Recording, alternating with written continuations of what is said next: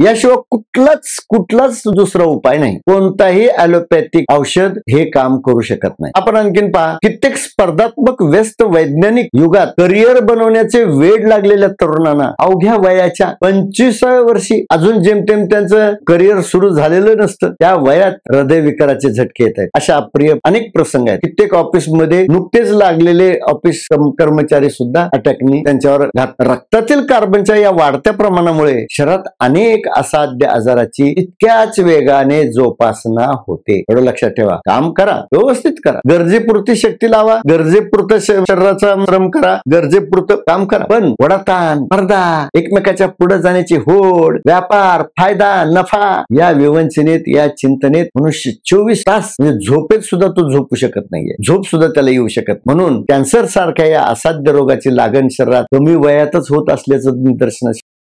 बालाघाट चॅनलला सबस्क्राईब करून लाईक आणि शेअर करावे.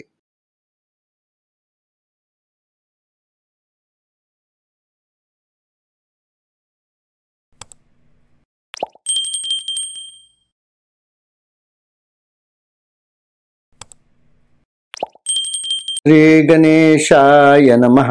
श्री सरस्वत्यै नमः. श्रीमत् सद्गुरु चरणारविंदाभ्या नमः. श्रीमत् कुलदेवतायै नमः. गुरुर्ब्रह्मा गुरुर्विष्णुः गुरुर्देवो महेश्वराः. गुरु साक्षात् परब्रह्म तस्मै श्री गुरुवे नमः.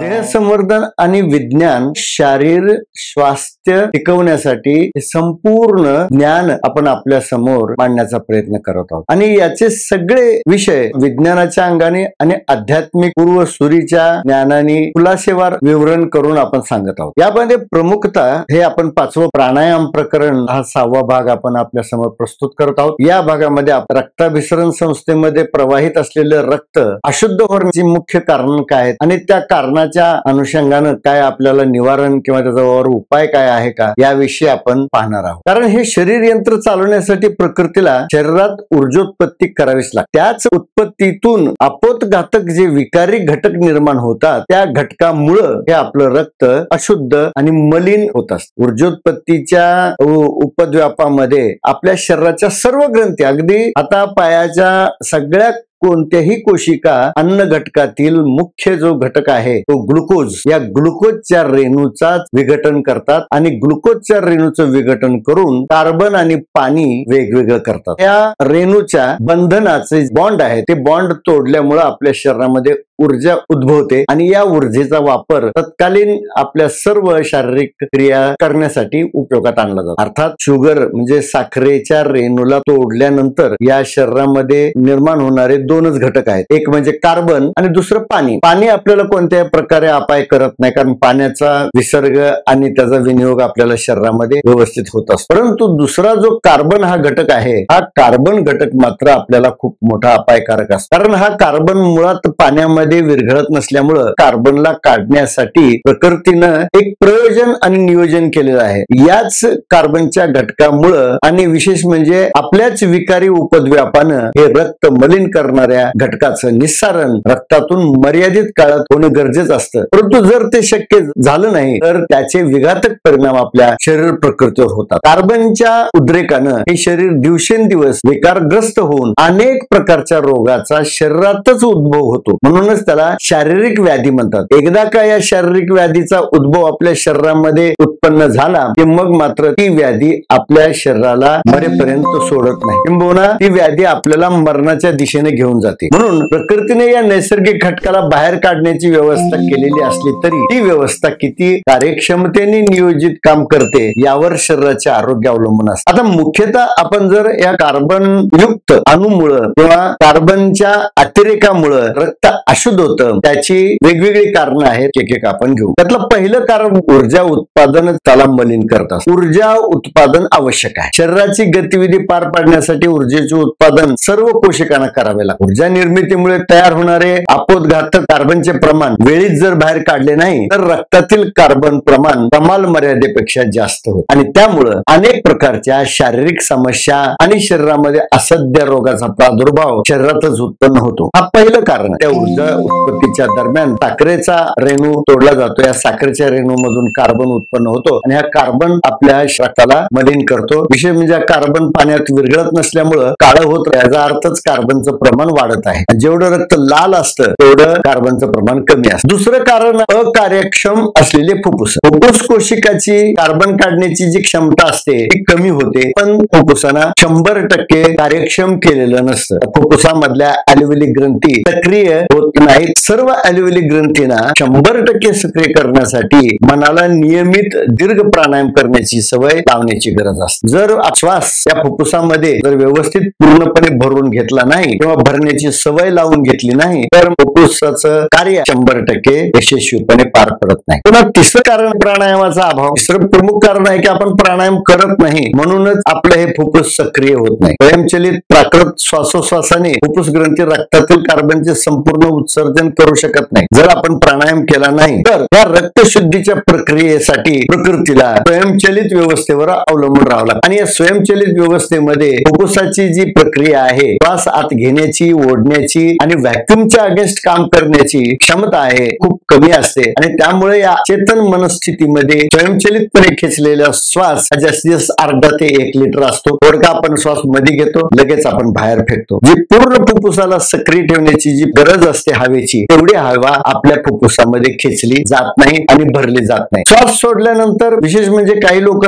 बाह्य कुंभक करण्याची वाईट सवय. श्वास सोडून फुफ्फुस मोकळी ठेवतात आणि दमच्या खोईपर्यंत बाह्य कुंभकी सवय लावून घेतात. जे रक्त प्रत्येक सेकंदाला फुफ्फुसामध्ये येत असतं. कार्बन काढण्यासाठी फुफ्फुसात आलेलं रक्त तिथं ऑक्सिजनच नसल्यामुळे तो कार्बन निघत नाही, म्हणून अल्व्हेओल ग्रंथीच्या पोकळीत ऑक्सिजनची कमतरता असते. काही लोक तर धूम्रपान करतात, सिगारेट पिण्यावर, बिडी पिण्यावर ते व्यसनाधीन असतात. पण धूम्रपान करणं हे किती घातक आहे. फुफ्फुसात एकतर आवश्यक असलेला ऑक्सिजन तोच धूम्रपानामध्ये असलेला कार्बन मोनॉक्साईड हा तिथलाच ऑक्सिजन वापरतो आणि कार्बन डायऑक्साईड तयार होतो. हवेतलाच जो 21% ऑक्सिजन आहे हा धूम्रपानामध्ये आपण फुफ्फुसात भरलेला जो कार्बन मोनॉक्साईड आहे तो अतिशय सक्रिय असल्यामुळे ऑक्सिजन वापर करून घेतो आणि त्यामधला कार्बन काढण्यासाठी हा ऑक्सिजन अपुरा पडतो. आणि विशेष म्हणजे फुफ्फुसामध्ये कार्बन मोनॉक्साईड भरलेला असतो, त्यामुळे रक्तातून कार्बनचं विसर्जन होत नाही. या प्रदूषित धुराने श्वासातील ऑक्सिजनचे प्रमाण कमी होते आणि अशा आत्मघातकी व्यसनांना बळी पडून मनुष्य आपलाच घात करून घेतो. आता अर्थात त्या सिगरेटच्या पाकिटावर वैधानिक सूचना पण दिलेली असते, यांनी कॅन्सर होऊ शकतो, हे जीव घातक आहे, उपयोगाचं नाहीये, तरी पण धूम्रपान सोडत नाहीत. हे फार वैशिष्ट्य आहे. म्हणजे स्वतःचा घात समोर दिसत असताना सुद्धा त्या व्यसनाला ते बळी पडतात. आणि विशेष म्हणजे आजकाल तर त्याचा ट्रेंड आणि तेवढी प्रतिष्ठा उच्च पातळीवर गेलेली आहे की शाळा महाविद्यालयामध्ये शिकणारे तरुण विद्यार्थी सुद्धा मोठ्या उत्साहाने सिगरेट ओढताना दिसतात. आणि विशेष म्हणजे प्रतिष्ठेनं आणि शान शौक म्हणून असे व्यसन सांभाळण्याची व्यवस्था असते. प्रसिद्ध सिने अभिनेते अभिनेत्री देखील असे सिगरेट ओढताना चित्रपट फिल्म याच्यामध्ये दिसतात. आणि मग तोंडात पेटती सिगारेट ठेवणं म्हणजे थेट फुफ्फुसालाच आग लावण्यासारखं आहे. मुखातून उसळणारा धूर आगीचं लक्षण आहे, कारण धूर आहे म्हणजे अग्नी आहे, पण धूर तोंडातून निघतो पण अग्नी फुफ्फुसात पेटलेला असतो. म्हणून अनेक सत्शील लोक समजावून सांगतात, परंतु हे सामाजिक आत्मघाती वर्तन थांबत नाही. तरुण तरुणी व्यसनाच्या आहारी जातात. अनेक नामवंत आध्यात्मिक किंवा सामान्य लोकी प्रतिष्ठेने व्यसनांना जोपासताना दिसतात. ते चिलीम विलीम अनेक प्रकारचा धूम्रपान करताना दिसतात आणि आध्यात्मिक लोक सुद्धा अशा वाईट व्यसनामध्ये त्यांच्या आहारी जातात. ते त्यांची कारण वेगळी सांगतात, तो आणखीनच दिव्य प्रकार आहे. म्हणून त्यांचेच अनुकरण ही युवा तरुण करतात. आता विशेष म्हणजे कोलेस्ट्रॉलची पातळी वाढणे रक्ताला अशुद्ध करणारी गोष्ट आहे. यामध्ये जेव्हा कार्बन धूळ जास्त काळ रक्तात फिरते, आपण पाहिलेलं आहे 5 पॉईंट दुसऱ्या भागामध्ये पाहिला नसेल तर तो पाहून घ्या अगोदर. तो भाग पाहिला तर हे लक्षात येतं आपल्या की कार्बन कधी आणि कसा निघतो. जर त्या एका ठोक्यामध्ये जो कार्बन निघाला नाही तर दिवसभरात ही यंत्रणा 720 वेळा रक्त फुफ्फुसामध्ये पाठवते आणि तरीही जर कार्बन निघाला नाही तर हा अतिरिक्त कार्बन जो आहे तो वारंवार या रक्ताभिसरण संस्थेमधून फिरत राहतो आणि मग या रक्ताभिसरण संस्थेमधून फिरल्यामुळं बिना कामाची वस्तू आहे, ती कुठल्याही कामाची नाही आहे, ती लवकरात लवकर निघणं बाहेर गरजेचं आहे, परंतु निघाली नाही तर ती गप बसत नाही, चा उपद्व्याप करते. या रक्ताभिसरण संस्थेमध्ये ती फिरते. रक्तामध्ये आपण तेल वगैरे खाल्लेलं असतं, स्निग्ध पदार्थ खाल्ल्यामुळं या कार्बनची आणि स्निग्ध पदार्थाची दोस्ती होते आणि मग ते एकमेकाला स्वतःला बांधून घेतात आणि त्यामुळं काय होतं, कार्बनचा एक रेणू तयार होतो, यांचा परस्पराशी एक संबंध प्रस्थापित होतो आणि ते एकत्रित रासायनिक संयुग तयार करतात आणि याच रासायनिक संयुगाला विज्ञान काय म्हणतात तर कोलेस्ट्रॉल संबोधतं. कारण हे रसायन म्हणजे किमान 8 कार्बनचा रोल असतो, किमान 8, त्यापेक्षा जास्त ते कार्बन त्याच्यामध्ये एकत्रित येऊ शकतात, पण एक साधारणतः मिनिमम 8 कार्बनचा रोल तयार होतो. कार्बन म्हणजे कोल म्हणजे कोळसा आणि या 8 कोळशाचे अणू जेव्हा एकत्रितपणे संयुग घडवतात तेव्हा त्या कार्बनचा रेणू होतो आणि त्याच रेणूला कोलेस्ट्रॉल म्हणतात. जर कोलेस्ट्रॉल शब्दाचा विग्रह केला, कोल अधिक अष्ट अधिक रॉल म्हणजे कोलेस्ट्रॉल असा शब्द तयार होतो. कोल म्हणजे कोळसा, अष्ट म्हणजे 8 अणू आणि 8 अणूचे एकत्रित बॉन्ड तयार होतो आणि हे संयुग पुन्हा कितीही वेळा फुफ्फुसात गेलं तरी त्याचा काही उपयोग होतो. फुफ्फुसातून फक्त बायसिकल पिकअप योजना आहे, एका कार्बनला उचलण्याची व्यवस्था आहे, कोलेस्ट्रॉलला बाहेर पडण्याची व्यवस्था नाहीये. फक्त सिंग्युलर कार्बन आहे तोपर्यंत ऑक्सिजनशी संयुग पावतो अल्व्हेओलिक ग्रंथीमध्ये फुफ्फुसामध्ये आणि तोच मग बाहेर पडतो. अल्व्हेओलिक ग्रंथीना कार्बनच्या अस्ट्रोलला म्हणजे कोलेस्ट्रॉलला बाहेर टाकता येत. रक्तवाहिनीत हा रक्त प्रवाहात अडथळा निर्माण करतो आणि हाच कोलेस्ट्रॉल रक्तवाहिनीतल्या प्रवाही होण्यापासून अवरुद्ध करत असल्यामुळे तो जर हृदयातल्या वाहिनीमध्ये जाऊन बसला, हृदयालाच जर रक्त मिळेना गेलं तर मग हृदयाचा झटका येतो, म्हणजे ती शक्यता वाढते. 5वं कारण मनाची व्यस्तता. मन तर व्यस्त असतं कशामध्ये, तर मन सामाजिक, व्यावसायिक, वैयक्तिक, व्यापारी, नफा तोटा यांचा हिशोब करण्यामध्ये इतके व्यस्त राहते की प्रकृतीने दिलेल्या या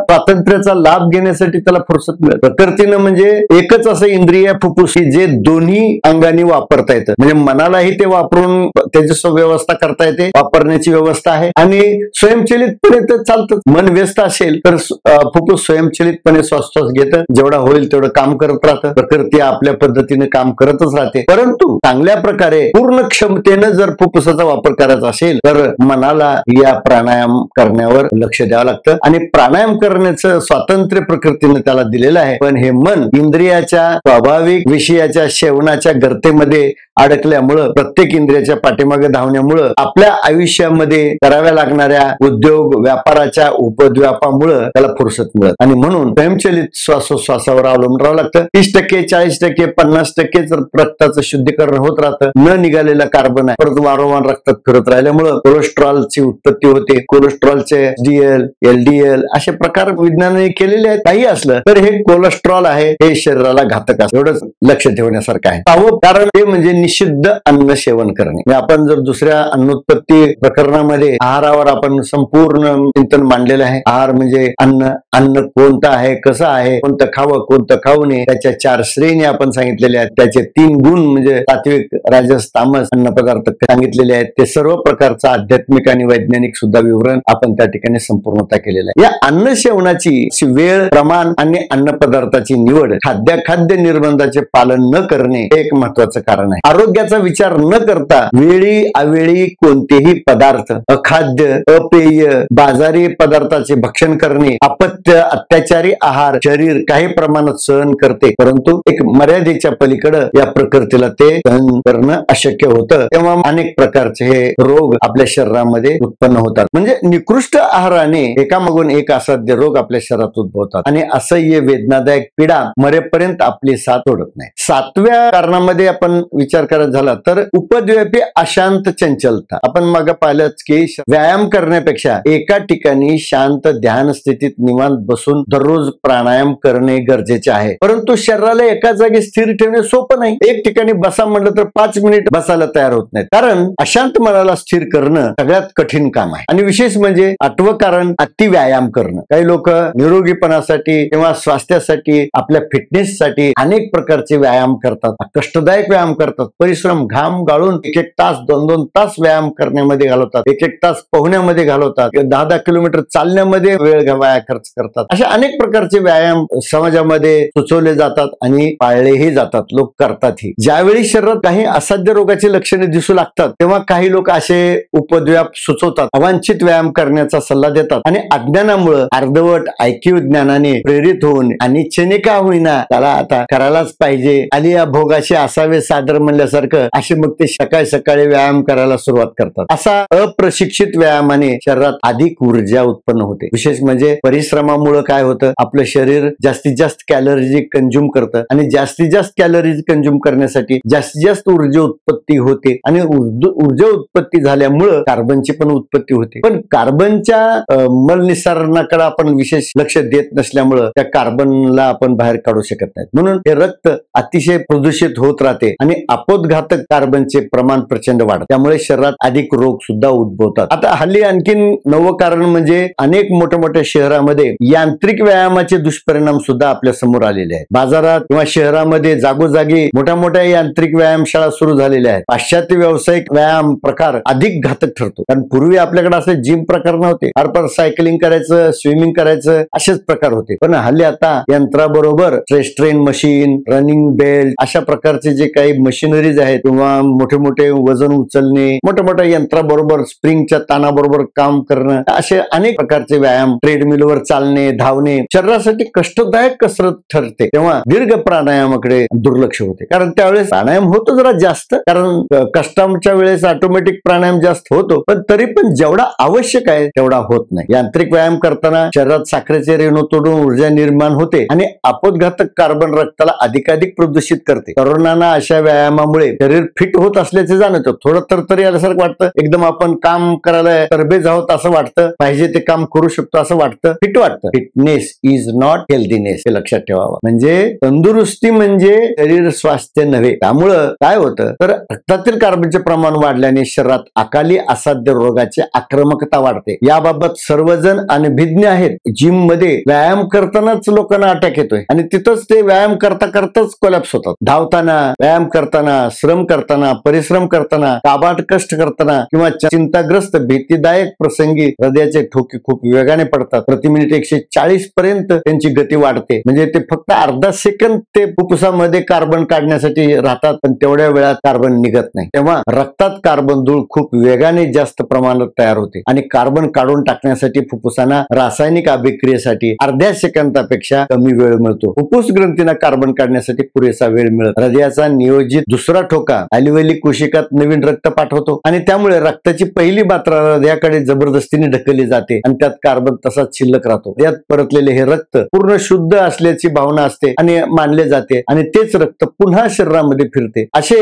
रक्त शरीरात फिरताना अगदी दिवसभरात ते 720 वेळा फुफ्फुसात येत असल्याचं आपण पाहिलेलं आहे. तरीही कार्बन निस्सारण आपल्या या रक्तातून होत नाही. फुफ्फुसात होणारी ही दैवी, प्राकृत, अज्ञात, निगूढ रासायनिक अभिक्रिया जी आपण भाग 5.2 मध्ये सांगितलेली आहे, तिचे रहस्य तेव्हाच समजते जेव्हा फुफ्फुसात कार्बन शुद्धीकरणाची प्रक्रिया वैज्ञानिक दृष्ट्या योग्य रीतीने समजून घेतली जाईल. आणि माझा हा विषय समजून सांगण्याचा अटापिटा जो आहे तो एवढ्यासाठी आहे की वैज्ञानिक रासायनिक प्रक्रिया नीट मनुष्याच्या लक्षात यावी. कारण विज्ञानामध्ये याच्याविषयी कुठलाही उहापोह नाही आहे. व्ह्यूज, तर्क आपल्या विज्ञानाने मांडलेले आहेत, ते कितपत योग्य आहेत, कोणत्या प्रयोगाने ते सिद्ध केलेले आहेत हे काय मला कुठं सापडलेलं नाही. म्हणून व्यवसाय, व्यापार, उद्योग यांच्या यशस्वी वाटचालीसाठी संपूर्ण आयुष्य मनुष्य खर्च करतो, परंतु अशा व्यावसायिक परिश्रम करणाऱ्या लोकांच्या अनेक अप्रिय बातम्या ऐकायला येतात. कितीतरी घटना आपल्या आजूबाजूला घडतात. ऑलिम्पिक जलतरणपटू असले तरी सुद्धा वयाच्या अवघ्या 45व्या वर्षी त्यांना हृदयविकाराच्या झटक्याने मृत्यू होतो. काय येतो?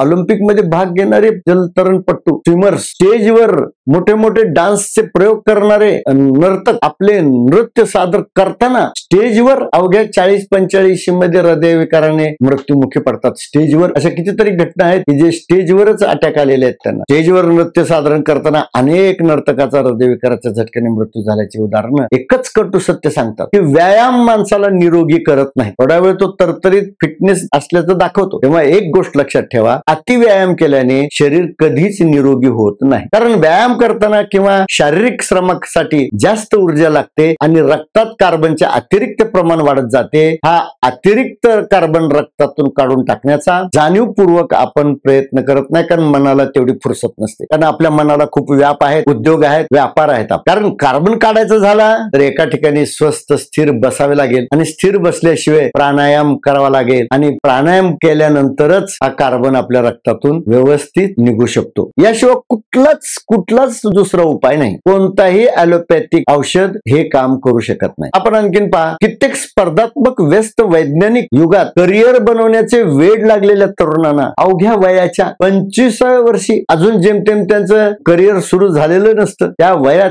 हृदयविकाराचे झटके येत आहेत. अशा अप्रिय अनेक प्रसंग आहेत. कित्येक ऑफिसमध्ये नुकतेच लागलेले ऑफिस कर्मचारी सुद्धा अटॅकनी त्यांच्यावर रक्तातील कार्बनच्या या वाढत्या प्रमाणामुळे शरीरात अनेक असाध्य आजाराची इतक्याच वेगाने जोपासना होते. एवढं लक्षात ठेवा. काम करा, व्यवस्थित करा, गरजेपुरती शक्ती लावा, गरजेपुरतं शरीराचा श्रम करा, गरजेपुरतं काम करा. पण वडाताण, स्पर्धा, एकमेकाच्या पुढे जाण्याची होड, व्यापार, फायदा, नफा या विवंचनेत, या चिंतनेत मनुष्य 24 तास म्हणजे झोपेत सुद्धा तो झोपू शकत नाहीये. झोप सुद्धा त्याला येऊ शकत. म्हणून कॅन्सर सारख्या या असाध्य रोगाची लागण शरीरात कमी वयातच होत असल्याचं निदर्शन. कॅन्सर तर आणखीनच विघातक रोग आहे. या आजाराने मरणाऱ्या लोकांची आकडेवारी आजची भीषण परिस्थिती दर्शवते. आपण पुढच्या प्रकरणामध्ये प्रत्येक रोगावर आपण थोडक्यात भाष्य करणार आहोत. ते भाष्य अगदी वैज्ञानिक असेल ते आपण. कारण विशेष दुसरं सगळ्यात सर्वव्याप्त रोग असलेला मधुमेह म्हणजे डायबिटीज याची बाधा तर नवजात शिशूच्या भ्रूण शरीरात उपस्थिती दर्शवत आहे. काय सांगाय, जन्मजात शिशूला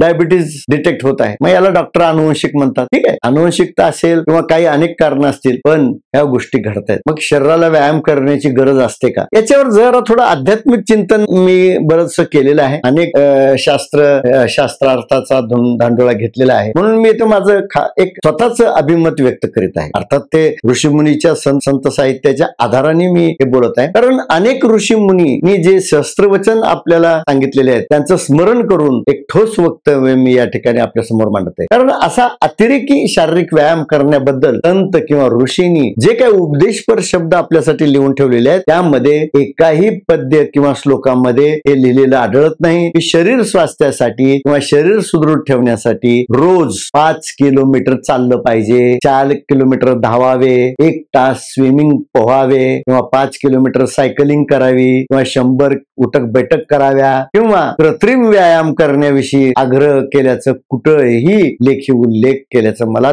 तरी दिसून आलेलं नाही. थोडाफार जुजबी व्यायाम करायला काय हरकत नाही. कामापुरता एक्सरसाइज, आपल्या हातापायाची हालचाल सुरळीत राहावी एवढ्या पुरता व्यायाम करायला काय हरकत. पण व्यावसायिक हेतूने पाश्चात्य देशाच्या खोट्या प्रचारामुळे जाणीवपूर्वक जे लहान मोठ्या शरीरामध्ये व्यायाम करण्यासाठी असंख्य यांत्रिक सुविधा केंद्र उघडली गेलेली आहेत. त्या यांत्रिक सहाय्याने शरीरासाठी अत्यंत कष्टदायक कसरती केल्या जातात. परंतु वस्तुस्थिती ही आहे की शरीराला थकवण्याचा आणि खूप सराव केल्याने लाभापेक्षा जास्त नुकसान होते. याच व्यायामाच्या अतिरेकाने युवा पिढीचे शरीर जलद गतीने रोगग्रस्त होत आहे आणि स्पर्धात्मक प्रगतीच्या तसेच शीघ्र धन कमवण्यासाठी अविश्रांत कराव्या लागणाऱ्या उपद्व्यापाने त्यांना वयाच्या 25शीत हार्ट अटॅकला सामोरे जावं लागत आहे. आणि कॅन्सर तर आपले जाळं ह्या शरीरामध्ये पसरत आहे. तो तर आणखीन वेगळाच रोग आहे. म्हणून वर्तमान सुप्रसिद्ध योग गुरु देखील अशा योग शिबिरामध्ये प्रतिक्षणात आसन आणि हस्तचरण मुद्रा अभ्यासावर भर देतात. त्यात योग मुद्रासह प्राणायाम, श्वास घेण्याचे तंत्र शिकवले जाते. त्यामुळे त्यांचा अनुकूल लाभ ही होतो. परंतु मानवी मन त्या परिणामाबद्दल निसंशय आणि निसंदेह न झाल्यामुळं अशा योग क्रियेचा परिणाम केवळ शिबिर काळामध्ये दिसून येतो. शिबिरातून घरी परत येताच पुन्हा संसार, प्रपंच, नोकरी, व्यवसाय मनुष्य अडकतो. प्राणायाम करण्याची गरज मनाला रुजत नाही. प्राणायाम न करता केवळ हस्तचरण मुद्राच्या कसरती तो थोड्याफार करत राहतो. केलं म्हणायला, मी व्यायाम करतोय म्हणायला, लोकांना सांगण्यासाठी. कारण जगण्यासाठी पैसा मिळवणे खूप गरजेचं आहे, ते डावलण्यासारखं नाहीये. त्यासाठी काम करणे अनिवार्य आहे. आजच्या वर्तमान स्पर्धात्मक युगात बौद्धिक, मानसिक आणि शारीरिक विविध स्तरावर खूप मेहनत करण्याची आवश्यकता आहे. परंतु शरीर दीर्घकाळ निरोगी ठेवण्यासाठी भारतातील अनेक प्राचीन संतांनी असंख्य वेळा केवळ स्थिर, शांत, ध्यानस्थ बसून प्राणायाम करण्याचा सल्ला दिला. कारण आपले संत जेवढे सायकोलॉजिकली फिट, व्यवस्थित त्यांचा अभ्यास होता तेवढा आजवर कोणी केलेला नाही. निवांत बसणे किती महत्वाचे असते अशा अर्थाच्या शेकडो पद्यरचना संतांनी जाणीवपूर्वक सांगितल्या आहेत. त्यापैकी मी इथे काही संदर्भित करत आहे त्या आपल्या माहितीसाठी. केवळ संत तुकाराम महाराजच्या साहित्यामधले जरी काही पद रचना आपण पाहिल्या तरी ते आपल्याला सहज लक्षात येईल. ठाईच बैसोनी करा एक चित्त, आवडी अनंत आळवावा. संत तुकाराम महाराज म्हणतात की ठाईच बसा, निवांत बसा आणि एकाग्र चित्त करून, चित्त म्हणजे मन आणि बुद्धी दोघांना एकत्रित समावेशकपणे एका ठिकाणी बसवा. बुद्धीलाही स्थिर करा, मनालाही बसवा, स्थिर करा आणि मग खूप आवडीनं प्रेमानं त्या अनंताचं नामस्मरण करा. दुसरे चरणात म्हणतात, बैसोनी निवांत शुद्ध करी चित्त तया सुखा अंत पार नाही. जो कोणी निवांत बसतो आणि आपलं चित्त शुद्ध करण्याच्या कामामध्ये लागतो. चित्त शुद्ध करणं म्हणजे प्राणायाम, म्हणजे रक्त शुद्ध करणं. चित्त शुद्ध म्हणजे मन बुद्धी शुद्ध करणं, मनामधले विकार बुद्धीमधले विचार हे कमी. बैसोनी निश्चळ करी त्याचे ध्यान देईल तो अन्न वस्त्र दाता.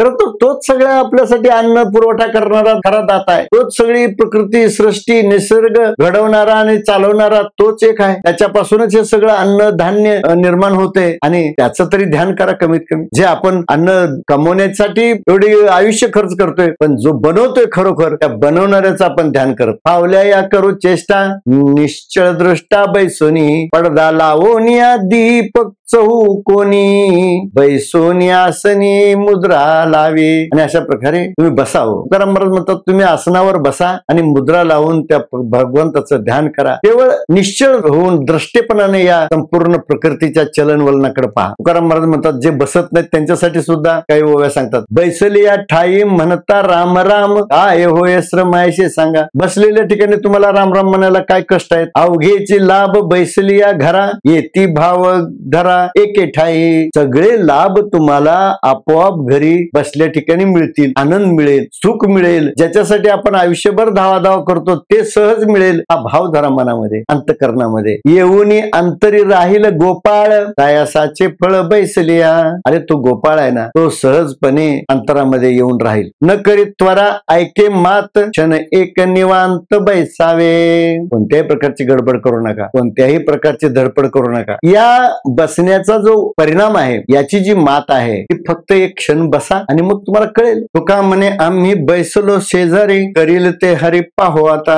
तुकाराम महाराज म्हणतात, हे पहा, आम्ही तर सगळा उपद्रव सोडून त्या परमात्म्याच्या शेजारी जाऊन बसलेलो. आता तो जे करेल ते बघूया. लावून या नेत्र उगेची बैसले न बोलत ठेले मौन्य मुद्रे. आणि आमच्यासारखे मीच नाही तर अनेक जण डोळे झाकून ध्यान धारणा करण्यासाठी या आसन मुद्रेवर बसून परमात्म्याचं ध्यान करू लागले. ध्यानी योगीराज बैसले कपाटी लागे पाठोवाटे तयाची. आणि अशा ध्यानी योगीराज जे लोक अगदी गिरिकंदरामध्ये हिमालयामध्ये डोंगरामध्ये जाऊन बसले, त्यांच्या माग हा परमात्मा त्यांना शोधत शोधत लागला. हा नेम आता न फिरे माघारी बैसले शेजारी गोविंदाचे. आम्ही त्या परमात्म्याच्या शेजारी जाऊन बसलेलो आहोत. आता पुन्हा माघारी येणार नाहीत, फिरणार नाहीत. तुका म्हणे संता लागली शे धनी बैसले राहुनी पंढरीस. आणि अशा प्रकारे आम्हाला एकच ओढ लागलेली आहे, आम्हाला एकच चिंता लागलेली आहे आणि आमची एकच प्रश्न आहे, फक्त पंढरीच्या जवळ जाऊन परमात्म्याच्या जवळ जाऊन बसावं. या सर्व पद्धतीतील तात्पर्य एकच आहे की शरीर स्थिर आसनावर बसवावे आणि त्यासोबत मनाला बसवण्याचा सराव करावा. मनाची वैचारिक चंचलता थांबवावी आणि ते शांत करावे. हेच निरोगी शरीरासाठी स्वस्थ बसणे ठरेल. आणि हाच खरोखर ध्यान धारणा मेडिटेशन जे काय आहे ते केवळ याच मार्गाने सिद्ध होईल आणि प्राणायाम सुद्धा सिद्ध होईल. स्थिर आसनात बसून जो श्वासाचा वेग कमी करून श्वास गती कमी करण्याचा सराव करणे म्हणजेच प्राणायाम. आणि योगाभ्यासात प्राणायामाचे तांत्रिक कौशल्य प्रभुत्व मिळवणे महत्वाचे आहे. आणि त्यामुळे शरीर सुदृढ ठेवण्यासाठी प्राणायामाचा सराव नियमितपणे